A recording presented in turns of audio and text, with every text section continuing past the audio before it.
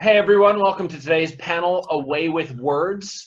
This week we're going to be discussing something that I struggle with. I know a lot of other authors have a hard time writing the emotions and feelings of the characters.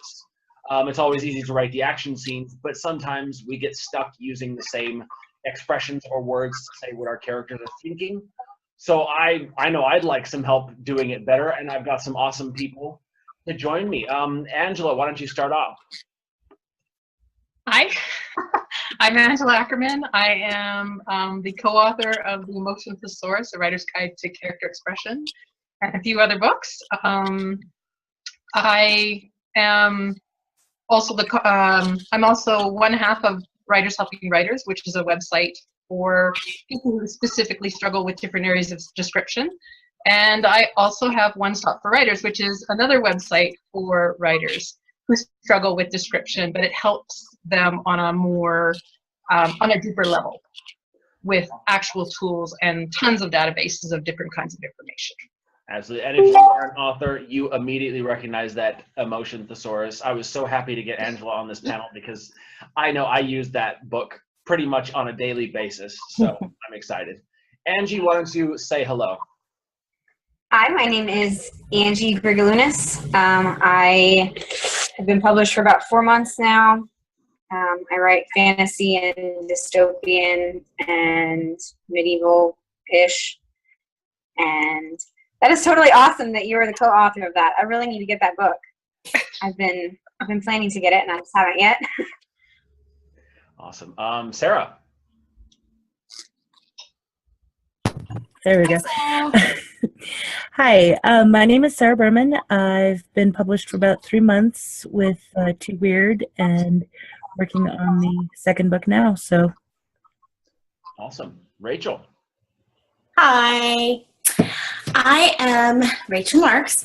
I am published with Skyscape, and I don't know how long have I been published now? A year and a half. And my book, Darkness Brutal, look, visual guides, yay! My book, Darkness Brutal, came out in July of last year, and it's YA urban fantasy. That's awesome. Well, Your dog is totally cute. And, oh, I mean, he's my spirit animal. He's like my writing companion. He helps me. I just get sad and I look to him and he says, "Meow," and I feel better. So, and I use Angela's thesaurus all the time. So, highly recommended. I wish I had my copy. I would make everybody see it so they could buy it. Thank you.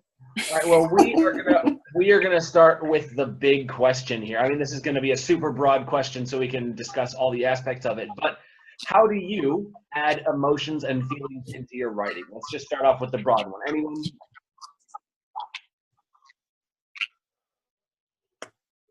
No. Go ahead, Sarah. I saw you. You both started. my favorite way to do it, since I write in first person, is to instead of just saying, I feel sad or something like that, I try and bring in the physiological feelings that come along with those emotions. Nausea, feeling clogged in the throat, the sucker punch to the gut, the uplifting kind of floaty feeling that you get when you're really, really happy. I try and really describe the not just what they're feeling, but how it feels to feel those feelings. Interesting. Sort of the internal sensations brought on by the emotions. Right. Yeah, that's good. I think for me, the thing I've realized that really helps me to get that visceral reaction in my writing is to try to make it the surroundings come into the emotions a little more. What are they smelling? How are they looking at something? Sometimes just as they describe it, it's kind of showing the reader how they're feeling about that person or that place or that thing. And I have a really hard time because I feel like you're writing, and especially if you're writing fast, repeating cliche type reactions. His gut clenched, or that's my personal favorite that I tend to use too much. And, you know, like different things, especially if it's action-packed or has a similar theme throughout where they're running a lot or there's lots of death and mayhem. And so it tends, a lot of scary things, you know, whatever. It's hard to come up with different types of descriptions to make it unique each time, you know. So, which is why I love Angela's thesaurus. I'm just going to plug it one more time. Angela, you can be pretty sure we're going to be saying, "Oh yeah, Angela's book," entire panel, because we all use it. It kind of freaks me out, actually. Like, it still kind of freaks me out how many people know this book, but I'm very happy it helps. I'm very happy. So. Yeah. What do you prefer? Do you prefer sort of the external sensations or the internal sensations, or what's your go-to? Honestly, I didn't want to go first because I have a lot to say about this, but there's so many different ways to express emotion. And I mean, the core go-tos are always, you know, the physical expressions, the dialogue, the visceral sensations, and the character's thoughts. But there's also, like, almost every aspect of writing you can filter in emotion. You guys touched on the point of view filtering, so making sure that all of your description is coming through that filter of your character, because when you do, it comes through their emotions. So wherever they are, whatever environment they're in, they're going to see it in a very specific light depending on what they're feeling. You know, it's, if they're upset, if they're feeling fear or something like that, they're going to notice different things about their setting than they would if they were content or happy or grateful or something like that. So yeah, point of view filtering is a big one. Another one I really like to do with the setting is building mood. And again, mood is something you can do in so many different ways, by playing with light and shadow, the way you describe things, by using symbolism. You can use the weather if you want. And I know some of these we have to be a little bit careful because there's always, you know, the potential of falling into a cliche and stuff like that. But there really just is so many different ways to bring emotion into it. It's kind of hard for me to say this one thing is my favorite. Interesting. Like, for example, let's say if I wanted to show that my character was in a bad mood or depressed, she would notice the shadows. Whereas if she was in a happy mood, she would notice the light. Just sort of like playing with the setting to show light and shadow are really good universal symbolism to use, because it's something that it doesn't matter who you are, we make associations with certain symbols. So light and shadow is a great one. I mean, you know, you associate light with purity, with safety, all these good things. And you associate darkness with things that you don't know, the danger, you know, uncertainty, things like that. So you can definitely use that to kind of hone in on whatever it is that your character's feeling, for sure. That's interesting. One thing that I find fun is to flip that on its head. One of my characters is an assassin. So as an assassin used to sneaking around at night, during the day, he feels like uncomfortable because he's you know, he's in such an open space. So just like sometimes taking those traditional emotions and then thinking, okay, what if we can flip them on their head? What is the context to turn it upside down and make the character, you know, feel one way about an emotion or a feeling that would cause someone else to go a completely different way? Yeah, contrast is super powerful, and it really plays into what the character's personality is. So like you just said, your character, you know, because of what they do, they're comfortable at night. They're comfortable with shadows. You know, that's their comfort zone. That's where they operate. So anything that's the opposite of that is going to throw them off their game. So it's really about knowing who your character is deep down, so that everything that they do, every action they take, every thing that they say, every choice, it all kind of resonates. It all lines up to who they are deep down and their emotional range. Yeah. Angie, when I was reading through Sewing, I was incredibly impressed by the reactions that, I think it was the younger sister, some of her reactions and just the way you described what she was going through. I was very impressed. Do you have any advice to how we can make it as good as that? Well, thank you. I don't really know. I try to just put myself in their shoes. And I write from first person, and I have two protagonists. And so I have the two sisters who are very different, and the one kind of has an angrier tone about her like all the time. She views people as a threat. She views the world as dangerous. And then her younger sister is more trusting. And so like I think Angela was saying, is kind of filtering everything through that lens of how they're viewing the world. I don't really know, just really trying to put myself in their situation. And yeah, that's pretty much it. That's good. That's good. Now, do you have? Let's time to pull out the dirty laundry. What are the cliched ones that you find yourself saying? Oh, I just used that a sentence or a paragraph ago. I got to change the way. Like I know, my characters always end up like clenching their fists when they get angry. Like that's sort of my go-to. And because there's a lot of anger among criminals, it's sort of the easy one. Do you guys have any cliches that you have to like catch yourself from doing and change to something else? Mm-hmm. Mine is definitely shrugging. My character shrug. Oh, mine clench their jaw a lot. I have to watch. But the thing is if you know what your go-tos are, if you know what your crutch gestures are, you can, challenge yourself. You can run a search for it using, find and replace or whatever program you want, and then challenge yourself to only use it so many times in a chapter or a manuscript or whatever, and try to swap it out with something better, stronger. So it's good to know what it is, what your crutches are. Yeah, I had a huge list of stuff like that when I was editing. I went through and like all the words that I use really close together because I try not to do that.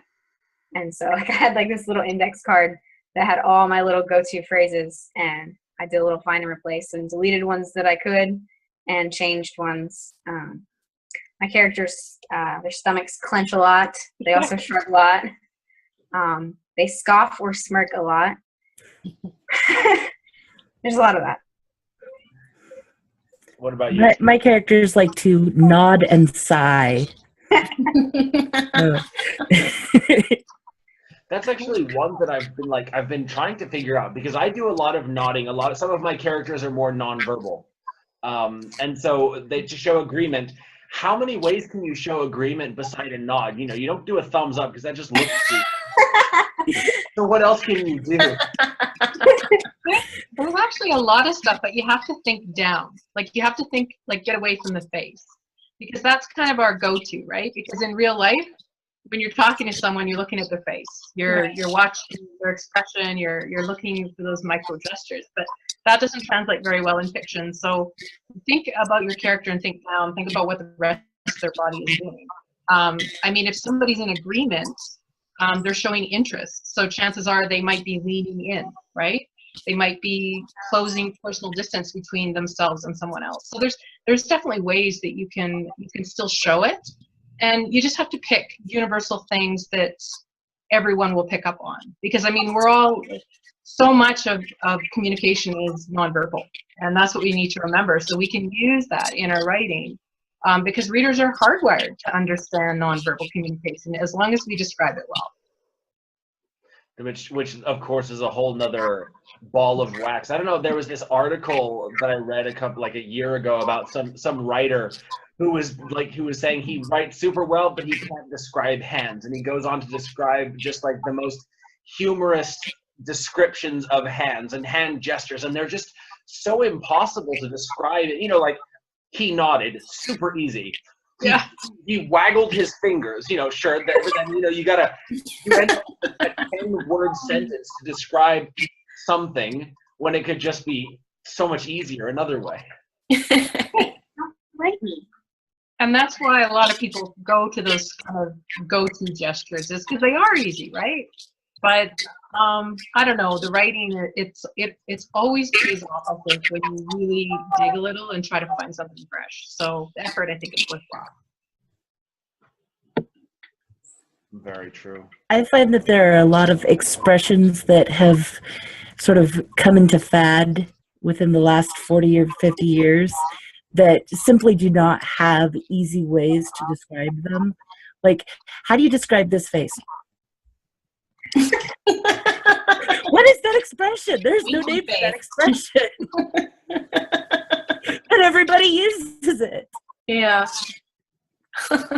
Yeah, that's a whole nother one. Using the facial expressions and stuff to to convey feeling. But then again, you just fall into that realm of using the same ones. You know, you've only got so many facial expressions to use and 50 or 60 characters to use them with. So everybody ends up doing the same. Like, for example, I was reading the Safehold series by David Weber. Amazing book series. But every single character has pretty much the same tick. They do the same thing. I don't remember exactly what it was, but every character has that same sarcastic response with a grin. But like every single one of them. I only noticed that by like book 5, but I was like, okay, I am not going to do that with my characters. I think that goes into knowing the characters too, and like kind of developing their own little things. Like I started out, like all my guys were kind of the same with their, like if they're talking about something that they don't want to talk about or that hurts them, they all kind of had the same way of doing it. And my editor was like, hey, all your characters are sounding the same. You need to like kind of change it up a little bit. And in doing that, my one guy character, it really fits for him to sort of start laughing at really inappropriate times. I like that. And so he, like, when he's talking about something that's really serious or really like heart-wrenching, he's just kind of like giggling almost. Not really giggling, but just, you know, like holding back laughter. And if you're just looking at him and not knowing him, you're like, oh my gosh, this guy's a psycho. But if you realize that like humor is his way of dealing with stuff that hurts, then it's like, oh my gosh, all these times when he's talking about something serious and he's trying not to laugh, like he's really trying not to cry, and that's his way of doing it. And so it's like a defense mechanism. And one of my other characters, he gets really cold. Like he just shuts down. Like the more emotional he feels, the more he shuts down. And so like my characters kind of pick up on that, but they don't really know why until they get to know him better. So just little unique things like that. I think when you're planning your characters, you know, right alongside of planning the character's personality and planning out, you know, their emotional wounds and understanding what it is that's hurt them, and so you know what emotions they'll be sensitive to and things like that. You also have to really look at what your character's emotional range is. So how do they typically express themselves? Because every character is going to have a different sort of range of emotions that they're going to express, and different things are going to make them react differently. You could take 5 people that are all afraid, and they're all going to display that fear differently, because different triggers are going to cause different reactions depending on who they are and what their personality is and what they're afraid of and things like that.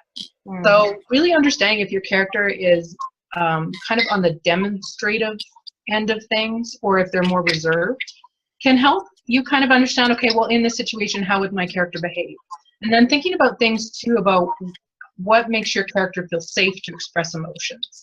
You know, because you're going to express things differently if you're in a group of strange people versus if you're alone by yourself versus if you're with a really close friend or you're with somebody that you feel safe with. Right. So thinking about those sort of things too, I think will help you create emotional expressions that fit that character really well and fit the situation and help you keep them different from other people as well. That's really good. I like that. Yay! Now, is there ever just a time when you say he felt this or she felt that? Like, is it ever better just to sort of trim it down and get through the emotion to get to somewhere else, or do you want to like sort of bask in the emotion? Sometimes. With emotion, showing is almost always better than telling, but there's sometimes where you do need to tell. If there's like a lot of stuff going on, like there's a ton of action going on, you know, like some crazy psychopath chasing your character through the woods with an axe or whatever.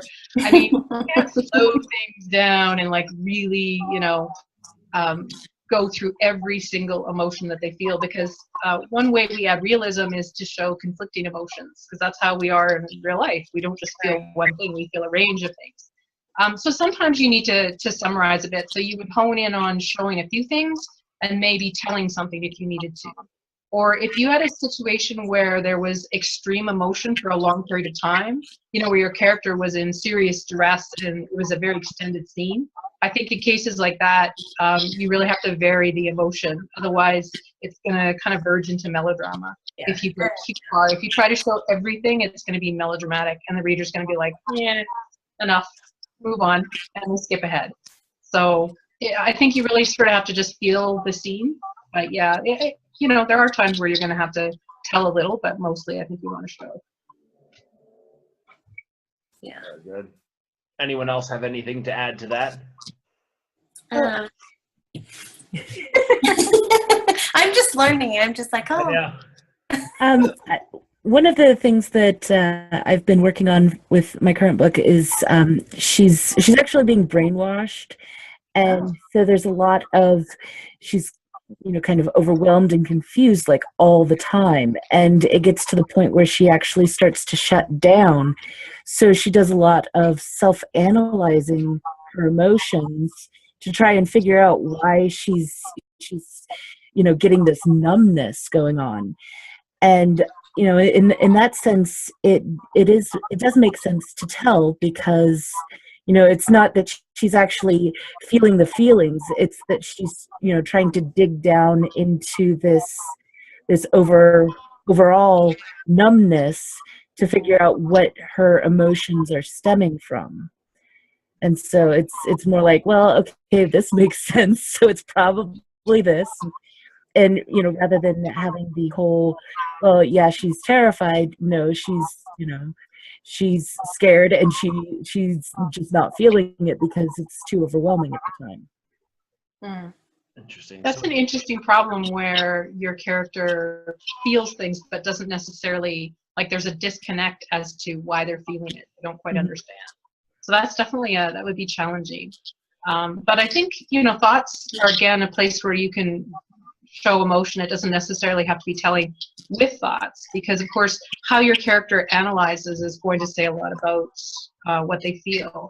And it's not so much analyzing themselves, but analyzing everything that's happening all around them, like the judgments they're making about people and things like that. I mean, it will show a lot of how they feel, because they're going to see it through that point of view filter of emotion. I think too with thoughts, the main thing with that is to be really careful and limit it, because it can, when you're thinking, you're not doing.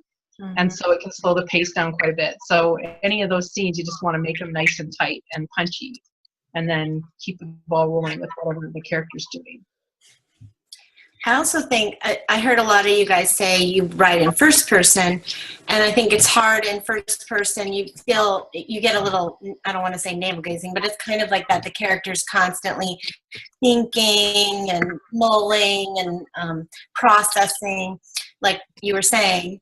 And then, but then you have the other characters. You also need to be showing what the outside characters are feeling, how they're reacting. And I think it's really been a nice growing experience for me to kind of try to be more showing those things in very visceral ways without being in that person. Whereas I'm in this character's head, I'm looking at that person, but I know exactly what they're feeling when I'm reading the book, And so that's like something I've been trying to grow that part, because I think it makes it a little more well-rounded.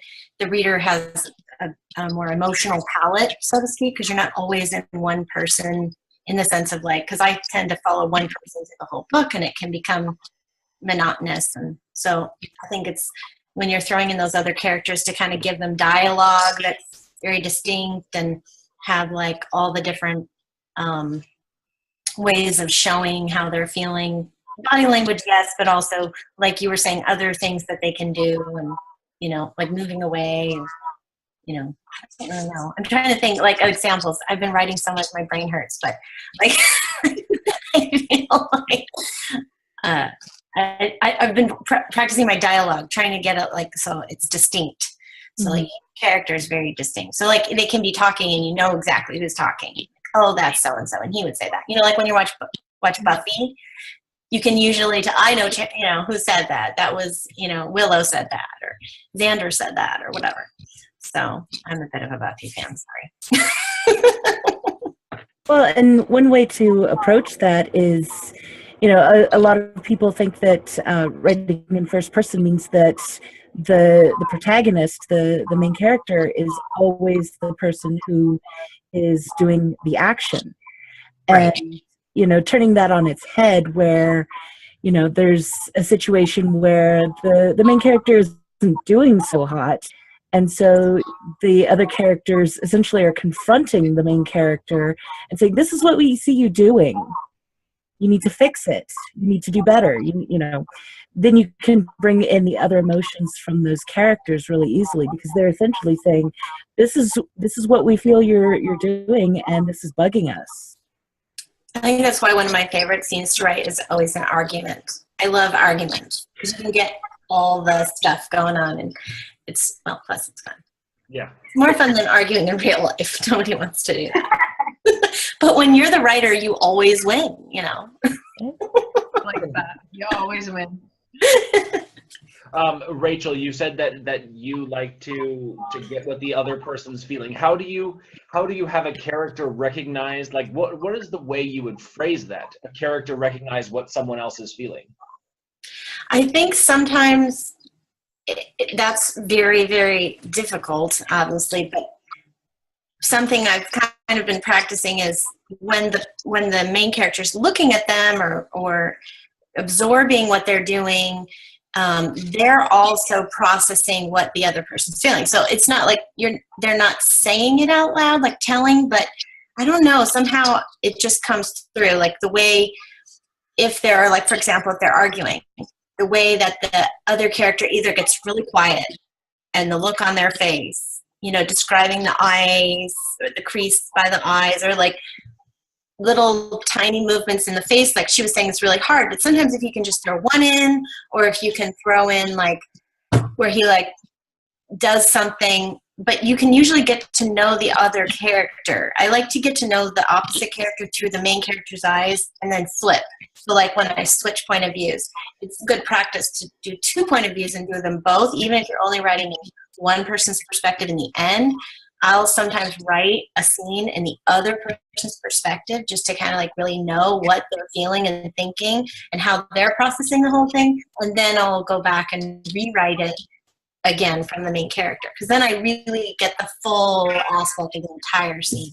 And I've kind of been in everybody's head. And one time I wrote it from the villain's perspective, and it was super cool, and I was bummed because I couldn't put it in there. But I was like, oh, because I figured stuff out, you know, from your plot. That's also a good way to help with your plot. That sounds like a special excerpt.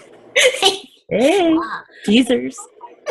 Yeah, it definitely changes the context from when it's from the villain's point of view. Yeah, it's cool. Well, I think too, like, we need to remember that every character in every scene is coming from it from their own perspective. They all have a goal. They all have something that they want to achieve. You don't just have your protagonist and then all these people that are just trying to help your protagonist like do whatever they need to do. Like everybody has a reason for being there. Everybody wants something from a conversation. And so I think it really comes down to making sure that you're describing the action and reaction of different people. You know, if I'm talking and all of a sudden you're like, oh, you're leaning back, you're like, man, you know, I mean, then I'm going to be like, oh crap, okay, I've got to like wind this up, Angela, you're talking too much, or whatever. But that's what you do with your characters, is have your characters see what the other's reaction is to whatever they're saying or whatever they're doing or whatever choices or decisions are being made. And that's kind of a way that you're showing the reader what that character's feeling, and you're also allowing the character, the point of view character, to also observe those same things. Mm-hmm. I think something that's fun with that is to have misunderstandings. Because that happens in real life. I have, like I said, I have the 2 girls, and they both interact with the same people several times in the story, and their interactions with them are completely different. And so you get, you know, it's almost like this, what do they call it, unreliable narrator, where, you know, up until this one point, my one girl has described this guy being a certain way, and then this guy interacts with her sister, and he's completely different. And it's like, wait a second, is he actually different, or is the sister just wrong? And so you just kind of have that level of things that I feel like it makes characters seem more three-dimensional, more like real people, because I mean that happens in real life all the time. Yeah, I totally agree. I love that in stories. I think someone who did that really well was Suzanne Collins in The Hunger Games, to use a classic example, because Katniss's point of view, like she's so laser focused on one thing, she's missing the forest for the trees. And so the reader's picking up on things of how other people feel about her and things like that she herself doesn't see. Right. So you're right, like misunderstandings are really super powerful and so much fun to play with, but hard to pull off. Very hard to pull off. Yeah, that is cool. That's fun. Yeah. For sure. Another one that I've been trying to do, because I don't know if I've pulled it off yet, is through the narrative, like without actually saying or without relying on the facial expressions or, nodding or anything like that.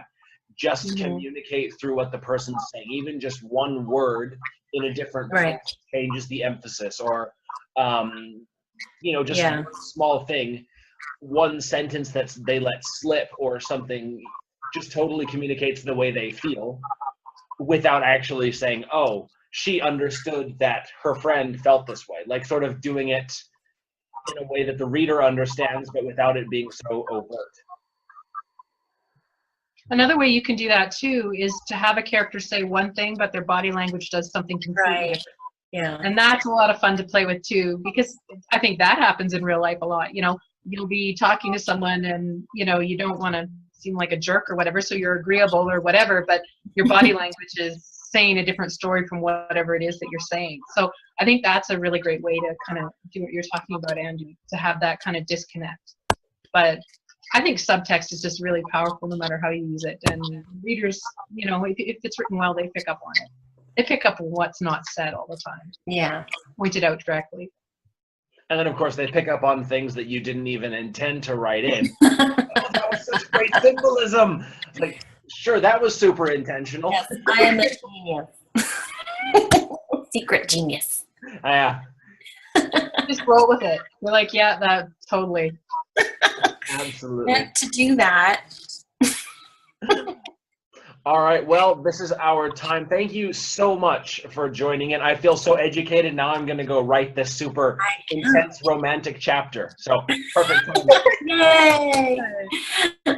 Good luck, Andy. Thank you. I really need it. This is sort of like, it's a super delicate scene. So, fingers crossed that it comes out well. Okay.